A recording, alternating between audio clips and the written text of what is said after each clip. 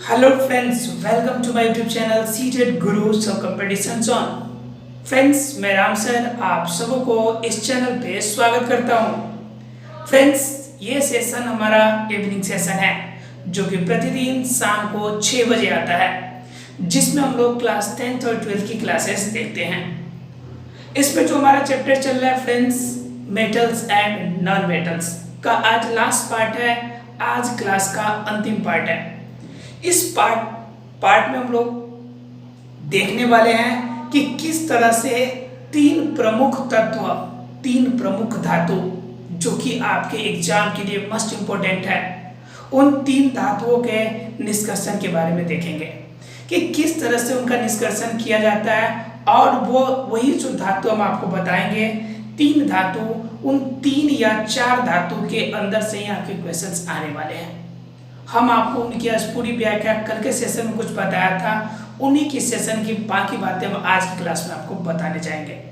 Friends आज हम आपको बताएंगे कॉपर, उसके बाद एल्युमिनियम और आयरन, 3 आपके ऐसे धातु जिनके क्वेश्चंस अक्सर आपके एग्जाम्स में आते हैं, उनका निष्कर्षण कैसे किया जाता है, आखिर कैसे हम शुद्ध रूप में धातु प्राप्त करते हैं, कौन कौन से अयस्क है जिन अयस्क के ऑब्जेक्टिव क्वेश्चंस आपके एग्जाम में आते हैं। इन सभी क्वेश्चंस को, इन सभी पार्ट को आज के क्लास में हम लोग डील करने वाले हैं। सेशन छोटा होगा लेकिन यकीन मानिए धमाकेदार होगा, बिल्कुल बेस्ट परफॉर्मर आपका कंटेंट होगा जो कि आप देखकर खुद ही फील करेंगे कि आपके एग्जाम के लिए कितना इम्पोर्टेंट है। फ्रेंड्स अगर आप तक चैनल को सब्सक्राइब नहीं किया हो तो चैनल को जरूर सब्सक्राइब करें। नीचे हमारा टेलीग्राम चैनल दिया हुआ है, अगर आप टेलीग्राम पे हैं तो चैनल को वहां से टेलीग्राम में भी जुड़ सकते हैं, वहां पर आपको फ्री पीडीएफ से अवेलेबल हो जाएंगे। स्पेशली जो भी student class 9th 10th 12th के अलावा अगर आईएएस पीसीएस की शौक रखता हो, या आप भी अगर अभी से सोच रहे हो आईएएस पीसीएस या कुछ बेहतर अपने जिंदगी में बड़े मुकाम के लिए, तो आप हमारे मॉर्निंग सेशन में आधा घंटा का सेशन होता है, सिर्फ 30 मिनट्स की सेशन आप अगर देखें रेगुलर वे में तो आप ऐसे बहुत सारे जीएस के पार्ट्स को कवर कर सकते हैं जो आपके एग्जाम के लिए काफ़ी हेल्पफुल होगा। और ये सेशन प्रतिदिन सुबह 9 बजे आता है। फ्रेंड्स इसमें भी आप ज्वाइन कर सकते हैं इसी चैनल के थ्रू से, वो भी प्रसारण आपका सुबह 9 बजे होता है। इसलिए आप सभी इसे सब्सक्राइब करें एवं चैनल को ज़्यादा से ज़्यादा अपने फ्रेंड्स को जरूर शेयर करें। आइए फ्रेंड्स आते हैं आज के टॉपिक पे, आज के कंटेंट्स पे, कि आज हमें डील करेंगे निष्कर्षण के बारे में एवं संचालन का आज जो टॉपिक है आज हम लोग क्लियर करेंगे। आइए फ्रेंड्स स्टार्ट करते हैं आज का सेशन। हेलो फ्रेंड्स स्टार्ट करते हैं आज का सेशन। फ्रेंड्स आप सभी कैसे हैं, जरा एक बार कमेंट्स कीजिए कि आप सभी अच्छे हैं ना। एक बार फटाफट कमेंट कीजिए, और जो भी फ्रेंड्स आपके साथ अभी तक नहीं जुड़े हैं इस सेशन में, एक बार उन सभी को जोड़ने की कोशिश कीजिए। एक बार फ्रेंड्स को रिक्वेस्ट भेज दीजिए ताकि सभी कोई फटाफट आज के सेशन में ऐड हो जाए, क्योंकि लाइव सेशन में जितना अधिक रहेंगे उतना अधिक मज़ा आएगा मुझे भी और आपको भी, क्योंकि बीच बीच में हम आपको क्वेश्चन पूछते भी रहेंगे। पिछले सेशन में हमने क्वेश्चन नहीं पूछा था तो देखा कि काफ़ी कम स्टूडेंट थे और कुछ बोर होने लग रहे थे, लेकिन हम जो भी पढ़ाएंगे आज के सेशन में बीच से हम क्वेश्चंस आपसे पूछते रहेंगे। इसलिए keep on attention on this class and share more to more your friends. जितना ज़्यादा हो सके अपने फ्रेंड्स को शेयर कीजिए। फ्रेंड्स अगर शेयर कर लिए हो, अगर आप लोग अच्छे हो तो स्टार्ट करते हैं आज का सेशन। एक बार थम्स अप कीजिए फटाफट, एक बार बोलिए कि आप सभी रेडी हैं, तो हम भी स्टार्ट करते हैं आज का सेशन, क्योंकि आज का सेशन काफ़ी स्पेशल होने वाला है। और आज का सेशन स्पेशल इसलिए भी है क्योंकि आज 2 अक्टूबर है। 2 अक्टूबर मतलब गांधी जयंती, और आपके एक और है जो महान सादगी के प्रतीक लाल बहादुर शास्त्री, उनकी भी जयंती है। इसलिए दोनों की जयंती पे फुल और मस्ती करेंगे हम लोग। और आज की क्लास में जो चैप्टर है, इस चैप्टर से आज की क्लास में हमने कंप्लीट और छुटकारा पालेंगे। आज इस क्लास के में पूरी चैप्टर को हम कंप्लीट करने का पूरी कोशिश करके आए। भले वीडियो जितना देर का बन जाए, लेकिन चैप्टर को बिना ख़त्म किया जाने वाले हम नहीं है। और आप लोग भी थोड़ा सा अपने आप को कंट्रोल करके रखिएगा कि उठ के जाइएगा नहीं, लाइव सेशन से हटिएगा नहीं। चलिए फ्रेंड्स, स्टार्ट करते हैं आज का सेशन। आज जानना है फ्रेंड्स लोहे का निष्कर्षण। पहला पॉइंट जो जानना है हम लोग को, लोहे का निष्कर्षण, अर्थात कि लोहा जो है शुद्ध रूप में कैसे प्राप्त होता है। कल के क्लास में कुछ स्टूडेंट का था कि रिपीटेशन कर दीजिए। बाबू मैं जो भी टॉपिक पढ़ाऊँगा मैं ख़त्म करने के टाइम फिर से एक बार आपको रिवाइज कर दूँगा। अगर किसी को डाउट रह जाता है, अगर किसी को कोई प्रॉब्लम रह जाता है तो आप रिवाइज में एक बार आप देख सकते हैं फिर से। हालांकि मैं हर पॉइंट को चाहूँगा कि 2 बार बता दूं और एक बार रिवाइज के समय बता दूं, ताकि आपको ये सारी बातें जो इस सेशन में ही याद हो जाए। फिर भी अगर कोई डाउट रह जाता है तो आप कमेंट कीजिएगा। हालांकि आप चाहें तो एक बार वीडियो को दोबारा देख लीजिएगा कभी भी, तो आप क्लियर कर लेंगे। आप कंफर्म रहिए, हम वीडियो को डिलीट नहीं करेंगे, क्योंकि अब कोई सा भी केस ऐसा नहीं आने वाला है आपका जो कॉपीराइट क्लेम या इस तरह की कोई सी भी बातें आने वाली नहीं है। चलिए देखते हैं हेमेटाइट से लोहे का निष्कर्षण। तो हेमेटाइट से लोहे के निष्कर्षण की अगर बात करें फ्रेंड्स, तो फर्स्ट केस जो हमें जानना है पहले कि हेमेटाइट क्या होता है। हेमेटाइट वास्तव में लोहा का क्या है, अयस्क है, जिससे हमें आसानी से लोहा शुद्ध रूप में प्राप्त होता है। लोहा एक प्रकार का धातु है और इस धातु की जो परमाणु संख्या होती है वो होती है 26। इसकी परमाणु संख्या कितनी होती है बाबू, 26। और धातु हमारे लिए काफ़ी उपयोगी है और ख़ास तौर से लोहा तो सबसे अधिक। ट्रेन देखा होगा आपने, ट्रेन की पटरियाँ देखी होंगी, घर पे बहुत सारे सामग्री है जो कि आपके लोहे के हैं। यहाँ तक कि आपका जो क्या कहते हैं कल वगैरह यूज किए जाते हैं या फिर जितने भी आपके एंगल्स वगैरह यूज किए जाते हैं सभी कुछ आपके किसके होते हैं, आयरन के अर्थात लोहे के बने होते हैं। इसलिए समझ सकते हैं लोहे का इम्पोर्टेंस आपकी लाइफ में, हमारी लाइफ में कितना ज़्यादा महत्व रखती है। अब बात आती है कि शुद्ध रूप में लोहा हम कैसे प्राप्त करते हैं और कौन लोहा सबसे शुद्ध रूप में होता है और सबसे बेहतर और टिकाऊ होता है। इनके बारे में भी आज की क्लास में हम लोग देखेंगे। तो फ्रेंड्स हेमेटाइट लोहा का अयस्क है। ऑब्जेक्टिव क्वेश्चन याद रखिए, लोहा का अयस्क हेमेटाइट, लोहा का अयस्क हेमेटाइट, ठीक है। अब लोहा को निष्कर्षण के लिए पहले तो मिट्टी के अंदर से आपको निकालना पड़ेगा उसे, हेमेटाइट को। जब हेमेटाइट के टुकड़े को, बड़े टुकड़े को आप धरती से जब बाहर निकालेंगे तो बाहर निकालने के बाद वो बड़े बड़े रूप में रहेगा आपको। देखिए फ्रेंड्स यहाँ पर क्या है आपका कि यहाँ पे आपको दिख रहा है कि ये बड़े रूप में जो है प्राप्त है, ये हमारा लोहा जो धरती से प्राप्त होता है, ये लोहा का हिस्सा है। धरती से हम जब गड्ढा करके निकालते हैं, खोद कर निकालते हैं, तो बड़े रूप में जो लोहा प्राप्त होता है वो लोहा आपका ये ऐसा होता है। अब हमें क्या करना होता है कि इसे पहले तोड़ना होता है, छोटे छोटे फॉर्म में तोड़ेंगे, क्योंकि इस रूप में शुद्धता और अशुद्धता का ज्ञान हमें नहीं हो पाएगा। इस कंडीशन में शुद्ध रूप में प्राप्त करने के लिए, इनकी अशुद्धियों को दूर करने के लिए पहले इसे क्रशिंग किया जाता है, अर्थात छोटे टुकड़ों में तोड़ा जाता है। तोड़ने के बाद क्या करेंगे हम लोग कि तोड़ने के बाद क्या करते हैं, उसे जल में धोते हैं। जल में धोने के बाद क्या होता है, उसके अंदर जो मिट्टी होता है अर्थात कि क्ले, रेत या अन्य जो भी अशुद्धि उसमें होते हैं वो क्या होते हैं, हट जाते हैं। इस प्रकार बत्या भट्टी में उपचारित हो जाता है। तो हमने अभी तक क्या किया कि यहाँ तक अभी हमने किया कि धरती से खोद कर निकाला, उसे छोटे टुकड़ों में बांटा और उसे धो के अलग कर लिया। सभी को क्लियर? यहाँ तक हमने 3 काम किया, धरती से खोद कर निकाला, उसे छोटे छोटे टुकड़ों में तोड़ा, अर्थात कि ये बड़ा सा निकला धरती से, ठीक है। उसके बाद क्या हो गया, ये छोटे, इसको तोड़कर छोटे छोटे टुकड़ों में हमने बांट दिया। फिर हमने क्या किया, इसको साफ करके हमने अलग रूप में यहाँ पे प्राप्त कर लिया, शुद्ध रूप में साफ ये प्राप्त कर लिया। क्लियर सब किसी को? हमने 3 काम किया। पहले हमने धरती से प्राप्त किया, धरती से प्राप्त करने वाले को हमने क्या किया, शुद्धता के लिए हमने क्या किया, इसको धो दिया, धोने के बाद हमें इसे शुद्ध रूप में ऐसा प्राप्त हो गया। क्लियर है सब किसी को? अब जो हमने धोकर छोटे छोटे टुकड़े प्राप्त हुए हैं, इनको हमें क्या करना है, भट्टी में डालना है। वत्या भट्टी में डालना है, डाल के इसे गर्म करना है, ठीक है। तो गर्म करने पर अलग अलग क्रियाएं होती है, क्योंकि भट्टी के अंदर टेम्परेचर जो होता है अलग अलग जोन में अलग अलग टेम्परेचर होता है।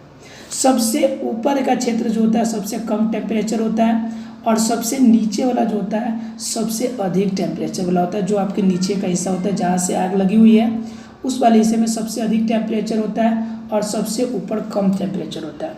अलग अलग तापमान पे अलग अलग प्रकार के हमें लोहा प्राप्त होने वाला है। चलिए देखते हैं हम लोग किस प्रकार का लोहा कब प्राप्त होगा।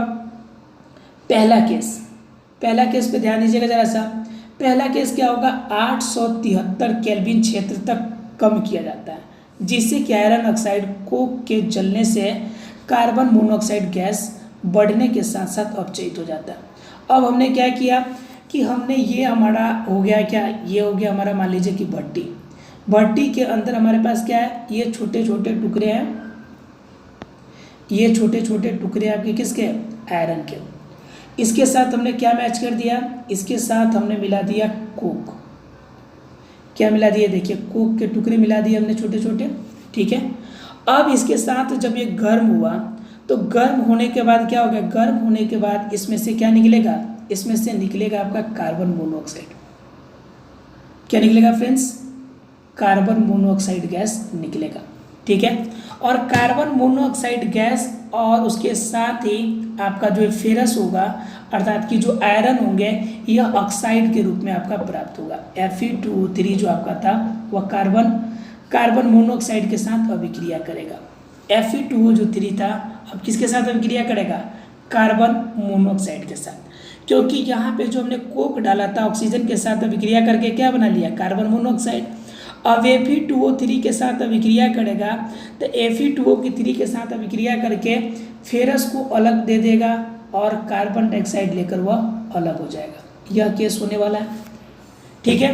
तो यह 873 केल्विन पर जो आपका लोहा प्राप्त होता है, इस लोहे को स्पंज लोहा कहा जाता है।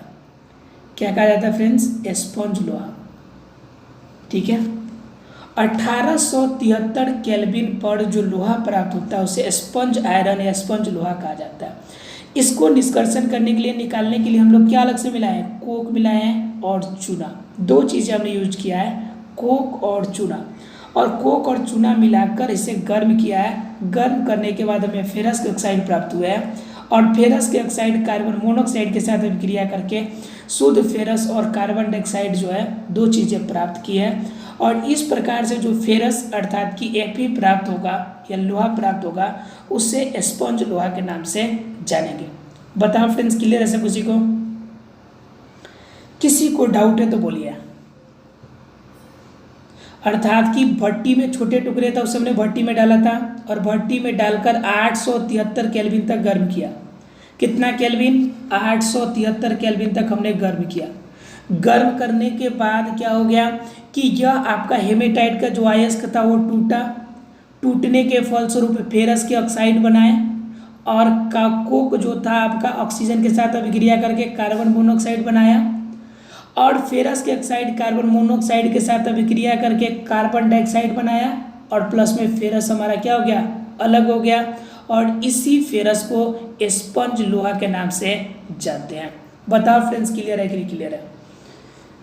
873 केल्विन पर जो क्रिया हुई वो सबको क्लियर है।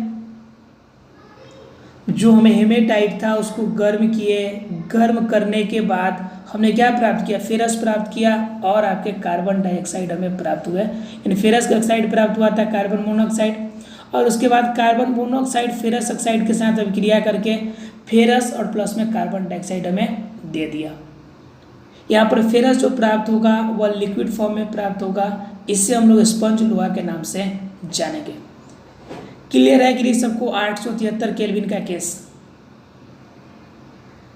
हाँ बिल्कुल, इसमें हमने दो चीज़ें हमने इस्तेमाल किया है और दो चीज़ें कौन सी है आपकी, दो चीज़ें इसमें हैं। एक चीज़ आपकी कोक है और दूसरी चीज़ें कौन सी है, दूसरी चीज़ें आपकी चूना है अर्थात कैल्शियम कार्बोनेट। ठीक है सब किसी को डाउट नहीं इस पॉइंट पे। चलिए अगर डाउट नहीं है तो देखते हैं आगे की पॉइंट कि आगे यह कौन कौन से लोहा अलग अलग टेम्परेचर पे क्या देगा। तो आगे की बात करें फ्रेंड्स तो आगे क्या देने वाला वो देखिए। ये तो पहला केस था। दूसरा क्या था, अब 1273 की पे चले जाते हैं। कितने पे जा रहे हैं फ्रेंड्स, 1273 केल्विन के तापमान पे जाएंगे। क्षेत्रों में हम क्या करेंगे, सिलिका धातु मल में परिवर्तित हो जाता है। इसमें हम अलग से क्या मिलाते हैं, सिलिका मिलाते हैं। सिलिका उसके अंदर पहले से होता है क्योंकि जो रेत अशुद्धि के रूप में इसके अंदर छुपा रह जाता है, इसे हम लोग सिलिका कहते हैं। जब ज़्यादा टेम्परेचर पे गर्म करते हैं तो वह किस में चेंज हो जाता है, धातु मल में चेंज हो जाता है, अर्थात कि वह अशुद्धि के रूप में आपका अलग होने लगता है। ठीक है, यहाँ पे आपका कैल्शियम कार्बोनेट जो हमने चूना डाला था वह भी टूट जाता है और टूटने के फलस्वरूप कैल्शियम ऑक्साइड और कार्बन डाइऑक्साइड में बदल जाता है। हमने 873 केल्विन में क्या देखा था कि कार्बन ऑक्सीजन के साथ अभिक्रिया करके कार्बन मोनोऑक्साइड बनाया था और फेरस के ऑक्साइड बने हुए थे जिनके बीच में रिएक्शन करके हमने फेरस प्राप्त किया था, जिससे हम लोग स्पंज लोहा के नाम से जानते थे। ठीक है, अब 1273 केल्विन पर आने के बाद जो चूना डाले थे हम लोग कैल्शियम कार्बोनेट वो भी टूटेगा और टूटने के फलस्वरूप कैल्शियम ऑक्साइड और कार्बन डाइऑक्साइड बनाया, दो चीज़ें। ठीक है, क्लियर है फ्रेंड्स। अब जो ये कैल्शियम ऑक्साइड यहाँ पे बनेगा और वहाँ पे जो पहले से आपका सिलिका उपस्थित था वह सिलिका के साथ आपका रिएक्शन करके यह स्लैग बनाएगा, जिसे हम लोग धातुमल के नाम से जानते हैं, CaSiO3।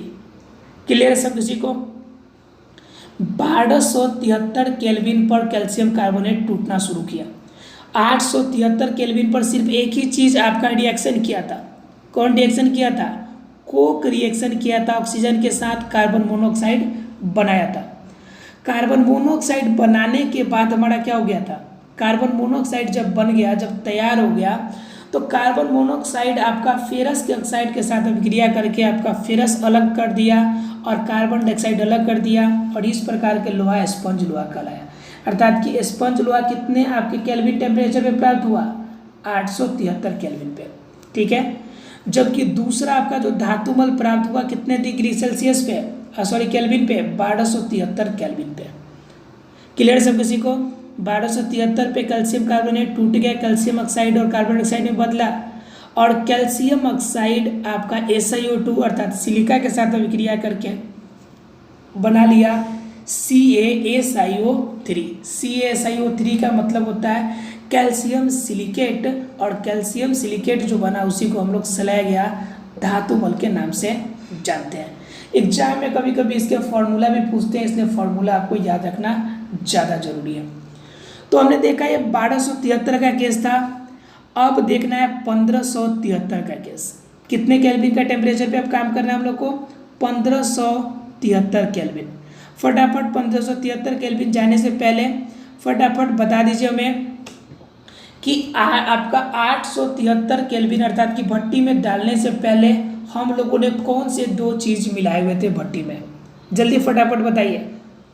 अभी हमने बताया था, बताइए कौन से दो चीज़ हम लोगों ने आपके आयस्क के साथ हेमेटाइट के साथ हमने मिलाया था। उन दोनों चीज़ का नाम बताइए। आपके लिए सिर्फ 10 सेकेंड का टाइम। 10, 9, 8, 7, 6, 5, 4, 3, 2, 1। ठीक है फ्रेंड्स, जिसने भी बताया, जिसने नहीं बताया उनको भी थैंक्स। हालांकि बताना चाहिए सब किसी को, ज़्यादा बेटर होता। उसमें हमने दो चीज़ मिलाया था, एक था कोक और दूसरा था चूना। ठीक है, अब देखिए यहाँ पे 1573 में क्या हुआ। 1573 के जैसे क्षेत्र पे आते हैं तो स्पंज लोहा जो हमें प्राप्त हुआ था वो पिघल जाता है।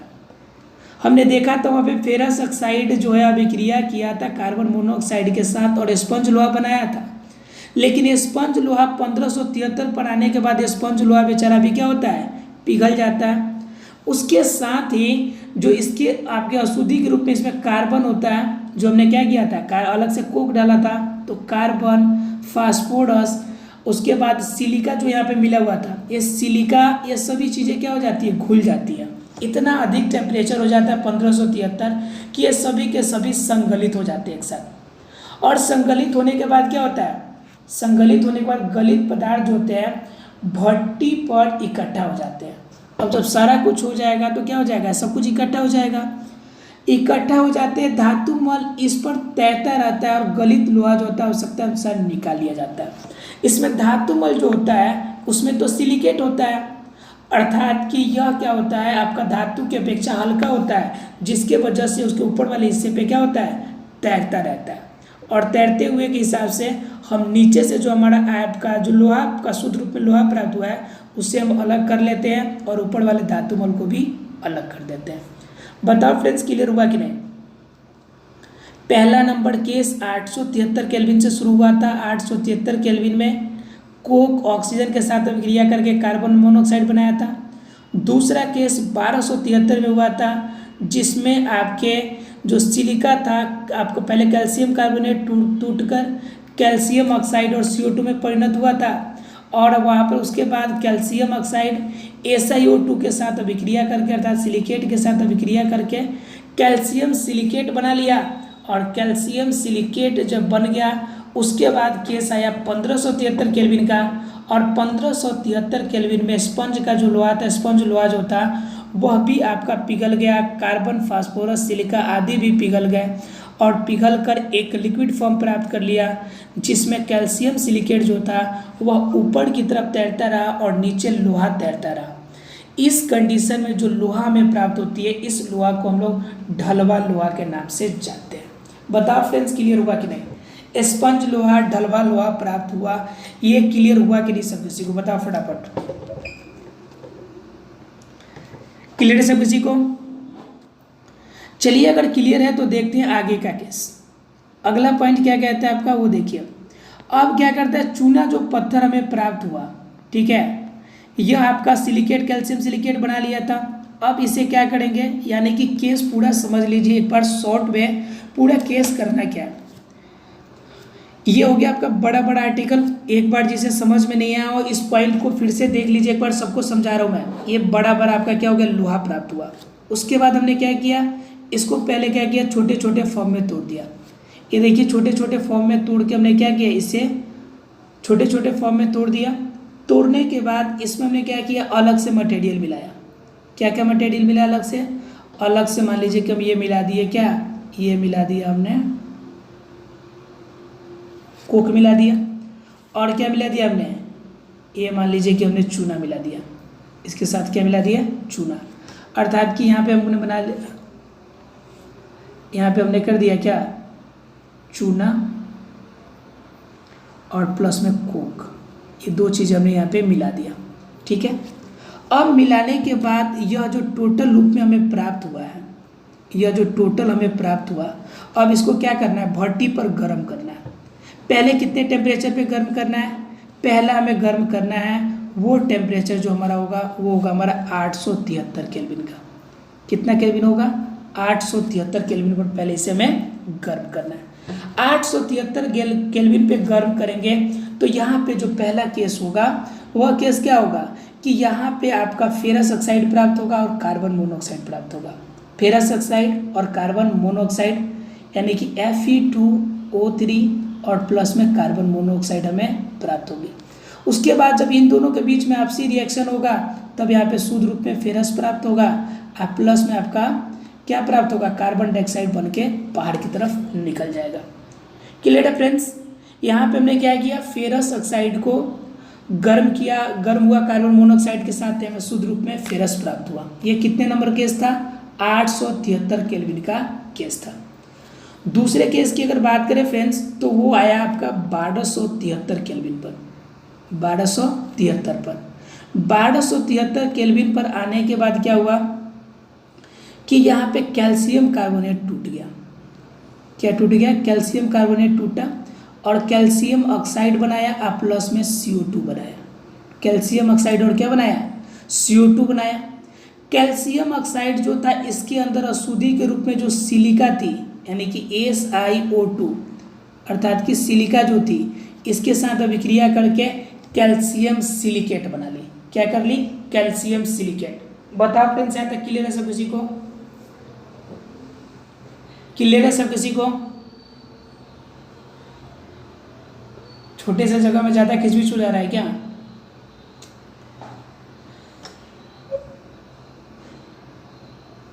चलिए मैं कोशिश करता हूँ कि आपको वाइट पेज पे समझाऊँ अभी। चलिए फ्रेंड्स, मैं अपना फ़ोटो यहाँ से हटा देता हूँ, आप लोग को दिखाता हूँ सिर्फ। ये देखिए केस क्या हो रहा है। पहले केस में पहले ये हो गया आपका बड़ा सा पार्टिकल, ठीक है। अब इसको टूटने के बाद ये क्या हो गया हमें, ये हो गया हमें अयस्क।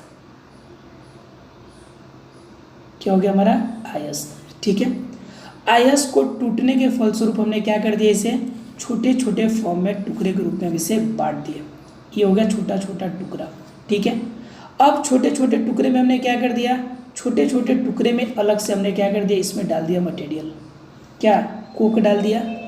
कोक डालने के बाद अलग से और भी कुछ डाला हमने, वो था हमारा चूना, ठीक है, इसको भी डाल दिया हमने। अब इसको डालने के बाद जो यह आपका पूर्ण रूप से प्राप्त हुआ, इससे हमें क्या करना है, गर्म करना है भट्टी में, ठीक है। यह जो प्राप्त हुआ इसे क्या करना है, हमें भट्टी में गर्म करना है। यहाँ तक सब किसी को क्लियर होगा, किसी को कोई भी डाउट यहाँ तक नहीं होना चाहिए, ठीक है। अब हमें गर्म करना है 3 अलग अलग टेम्परेचर पे। पहले 800,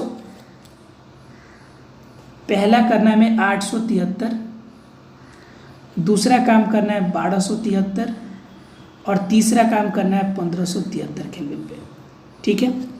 पहला केस देखते हैं कि 873 केल्विन पर क्या होगा, ठीक है। 873 केल्विन पर ध्यान दीजिएगा जरा सा, क्या हो रहा है।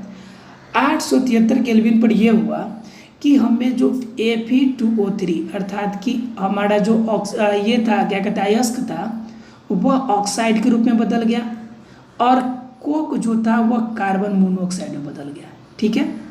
और बदलने के बाद क्या, दोनों का विक्रिया किया और वहाँ पे फेरस प्लस में CO2 बना लिया, और ये फेरस और CO2 बनने की वजह से यहाँ पे हमें फेरस प्राप्त हुआ। और जो यहाँ पे फेरस प्राप्त हुआ, इससे हम लोग स्पंज लोहा के नाम से जानते हैं, स्पंज लोहा के नाम से जानते हैं। बताओ फ्रेंड्स, सबको क्लियर है 873 केल्विन का केस। 873 केल्विन पर हमने क्या किया कि इसे गर्म किया चूना के साथ और कोक के साथ मिलाकर, और फेरस को कार्बन का, जिससे हमें फेरस ऑक्साइड और कार्बन मोनोऑक्साइड प्राप्त हुआ। और उनको जब कार्बन मोनोऑक्साइड फेरस ऑक्साइड के साथ अभिक्रिया किया तो शुद्ध रूप में हमें फेरस प्राप्त हुआ और कार्बन डाइऑक्साइड प्राप्त हुआ, जिससे हम लोगों ने स्पंज लोहा का नाम दिया। क्लियर है सब किसी को। यह केस हमारा कब का था, यह केस था हमारा 1873 केल्विन का, ठीक है। दूसरा केस देखिए आप, दूसरा केस क्या है, दूसरा केस है हमारा 1273 केल्विन का। दूसरा केस कौन सा है बाबू, 1273 केल्विन का। हमने इसमें क्या डाला था, हमने इसमें डाला था चूना और आपका कोक। अब क्या यहाँ पे चूना जो था, अब चूना टूटेगा। अब देखिए यहाँ पे चूना टूटेगा अर्थात कि कैल्शियम कार्बोनेट जब टूटेगा तो क्या बनाएगा, CaO कैल्शियम ऑक्साइड, अब प्लस में क्या बनाएगा, कार्बन डाइऑक्साइड। अब CaO अर्थात कि कैल्शियम ऑक्साइड जो था, इस धातु में जो आपका सिलिका था अर्थात कि रेत की मात्रा था, इसके साथ अभिक्रिया कर लिया, और अभिक्रिया करने के बाद क्या बना लिया, कैल्शियम। आप प्लस में SI तो दिया हुआ है सिलिकॉन, ऑक्सीजन का 2 यहाँ पर और 1 यहाँ पे, SiO3 बना लिया। क्या बना लिया, कैल्शियम सिलिकेट बना लिया। और कैल्शियम सिलिकेट कितने केल्विन पर बनाया, 1273 केल्विन पर। बताओ फ्रेंड्स, क्लियर है कि नहीं। पहला केस 873 केल्विन का था और दूसरा केस आपका कितना का है, 1273 केल्विन का, ठीक है। क्लियर है सब किसी को, किसी को डाउट है तो बोलिए इसमें। क्लियर है सब किसी को। अब क्या हुआ कि 1273 केल्विन पर आपका कैल्शियम सिलिकेट प्राप्त हो गया यहाँ तक। अब देखिए आगे का केस, आगे का केस देखिए,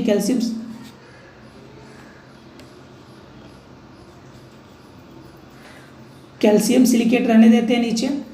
अब देखिए आगे का केस क्या हो रहा है, आगे के केस में हम लोग क्या करेंगे, 1573 केल्विन का केस देखेंगे। 1573 में क्या हुआ कि बहुत ज़्यादा टेम्परेचर है। इसमें क्या हुआ, पहले जो स्पंज लोहा हमें प्राप्त हुआ था, जो हमारा पहले जो हमारा फेरस प्राप्त हुआ था, उस फेरस में क्या हुआ, पहले जो फेरस प्राप्त हुआ था, यह फेरस भी हमारा क्या हो गया, गल गया। उसके बाद यह जो कैल्शियम सिलिकेट था, यह कैल्शियम सिलिकेट भी गल गया और फेरस भी गल गया, ठीक है। अब गलने के बाद क्या हो गया कि यह पूरा गलने के बाद एक प्रकार का एक कंटेनर में घोल के रूप में हमें प्राप्त हुआ, जिसमें नीचे क्या हो गया, हमें नीचे हमारा क्या हो गया, जो भारी था आपका फेरस वाला पार्ट, और ऊपर ये सिलिकेट वाला सिलिका वाला पार्ट ऊपर हो गया, सिलिका का पार्ट ऊपर रह गया, ये सिलिका का पार्ट रह गया ऊपर वाला, और नीचे क्या हो गया, हमारे नीचे वाला पार्ट जो हमारा था, नीचे हमारा ये बड़ा बड़ा सा पार्ट जो आपका क्या था, फेरस का ये पार्ट रह गया। इस कंडीशन में हम यहाँ से क्या करेंगे, इस कंडीशन में यहाँ से हम निकाल लेंगे, इसको बाहर की तरफ निकालेंगे। और बाहर की तरफ जब निकालेंगे तो यह जो हमें आयरन प्राप्त होगा, यहाँ पे जो हमें लोहा प्राप्त होगी, इस लोहा को हम लोग ढलवा लोहा के नाम से जानेंगे। इस लोहा को क्या कहेंगे हम लोग, इस लोहा को हम लोग कहेंगे ढलवा लोहा, ढलवा लोहा। बताओ फ्रेंड्स क्लियर हुआ कि नहीं हुआ। और आपका जो ये सिलिकेट के रूप में जो सिलिका आपका शुद्धि है, इस सिलिका को हम लोग बाहर किसी अन्य माध्यम से इसे बाहर की तरफ निकाल लेंगे। बताओ फ्रेंड्स आयरन का निष्कर्षण सबको क्लियर हुआ कि नहीं हुआ। बताओ फटाफट आयरन का निष्कर्षण सबको क्लियर हुआ कि नहीं हुआ। बताओ जल्दी जल्दी फटाफट कि आयरन का क्लियर हुआ कि नहीं हुआ सब किसी को, थोड़ा जल्दी बताइए।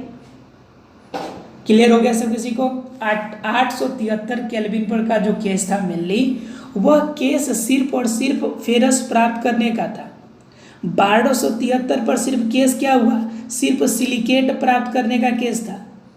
लेकिन 1573 केल्विन का जो केस था वह सबसे बड़ा केस था, और उसी में क्या हुआ कि कैल्शियम सिलिकेट भी टूट गया।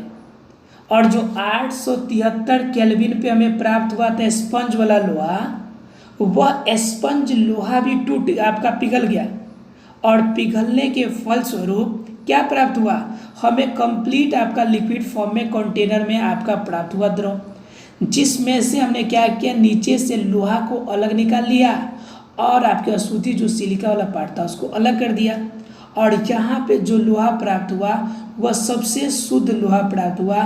उस लोहा को हम लोग ढलवा लोहा के नाम से जानते हैं। बताओ फ्रेंड्स क्लियर हुआ कि नहीं। क्लियर सब किसी को, सब किसी को क्लियर है, किसी को डाउट है। क्लियर सब किसी को ना। बाबू मुझे नहीं लगता कि आगे के सेशन में मैं कोशिश करके भी पूरा आगे तक लेके जाऊंगा, नहीं हो पाएगा आगे के सेशन में, पहले ही आपका टाइम ज़्यादा हो चुका है। इसलिए आपका आज का सेशन यहीं पे बंद करते हैं, रहने देते हैं।